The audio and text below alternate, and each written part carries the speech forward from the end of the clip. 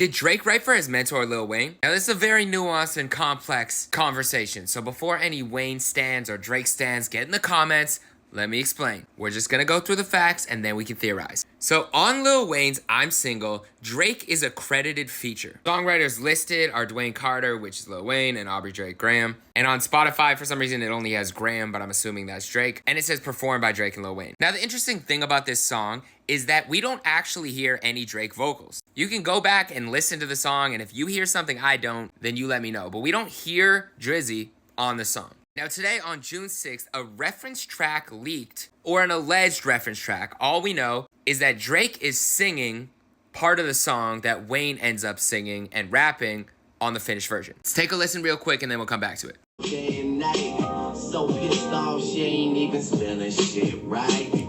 I text her back and tell her it's life. Now somebody tell them hoes I'm single for the night. Yeah, nigga had to cancel that bitch like Nino. I ain't tripping on nothing. I'm sipping on something and my homeboy say he got a bad bitch for me. Yeah, I'm single. So that was Drake's version. Here's Wayne's. Damn. She texts me all day and night. So pissed off she ain't even spelling shit right. I text her back and tell her it's life.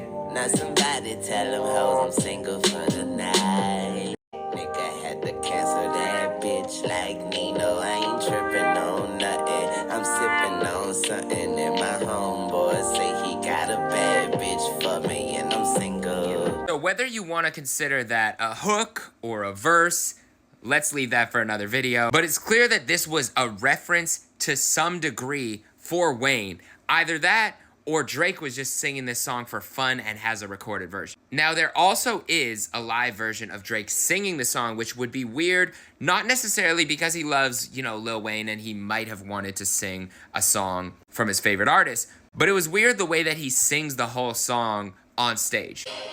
Camo shorts and bubble kush.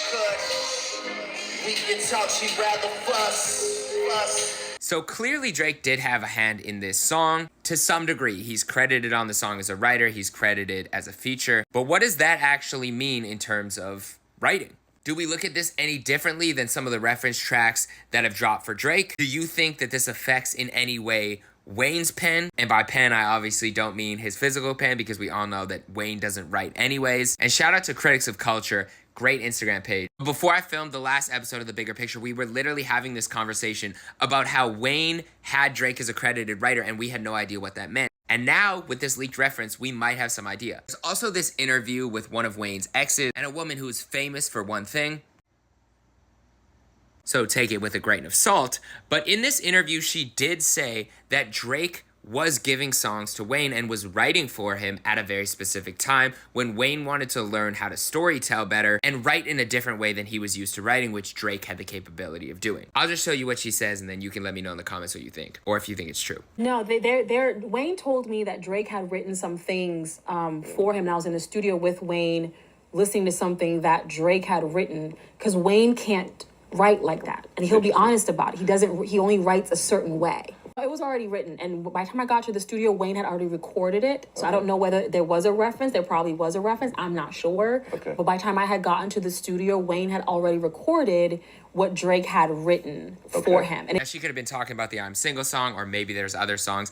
I don't know. This is an interesting conversation, especially with Drake's pen being discredited so much because of the reference tracks that have leaked recently with Mob Ties and the Party Next Door tracks and the Quentin Miller tracks over the years. What do you think? What does this mean? Do you care? Is this a verse? Is this a hook? If Drake did write that for Wayne, does this affect how you view Wayne's pen at all? Or is this kind of an irrelevant conversation? I think that there's a lot going on here. I think that there's a whole conversation to be had about collaboration, labels, the way people work in the studio, and writing. But let me know what you want to talk about and we will make a video about that. And let me know your thoughts on this reference track, the track itself, and the song, what you think actually went